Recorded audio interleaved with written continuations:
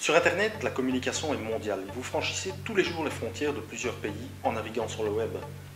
Vous pouvez vous y informer et souscrire des services, y trouver des nouveaux marchés, y acheter en ligne. Les limites sont définitivement déplacées. Mais pour les franchir, une obligation: être utilisateur de l'Internet. Une nouvelle économie et un nouveau concept s'y développent, ce ne sera jamais plus comme avant. Il y a encore peu de temps, l'accès à Internet était conditionné à l'utilisation d'une ligne téléphonique et ne permettait pas de transférer rapidement des données pour profiter pleinement de l'ensemble des services que nous connaissons aujourd'hui. Depuis, l'accès à haut débit, ADSL ou câble, se généralise dans les pays développés. La vitesse de la connexion augmente et permet d'échanger plus d'informations en moins de temps. Après l'obtention de la rapidité, le prochain défi, déjà en cours de réalisation, est celui de la mobilité, la connexion permanente et sans fil, en utilisant les réseaux de téléphonie mobile par exemple. D'ici très peu de temps, les coûts liés à ce type de connexion seront réduits et la dépendance à l'Internet favorisera la généralisation de ce type d'accès.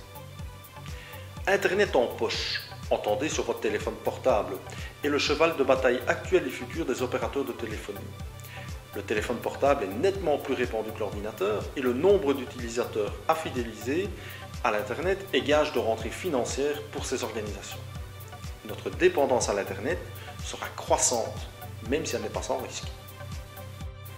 Mais Internet est-il un ogre qui va tout dévorer?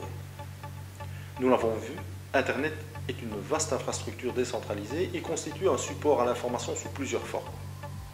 Avant d'être un ensemble d'ordinateurs, c'est surtout un gigantesque réseau d'informations.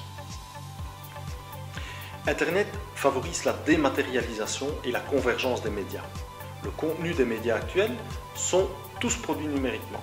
La télévision numérique, le podcast, la radio sur le web, la téléphonie sur IP. Il est donc cohérent et logique que le support de ceci soit un support informatique communicant, le plus universel étant l'Internet. Les outils que nous utilisons en seront des interfaces, mais ne contiendront qu'une petite partie du contenu que nous consultons.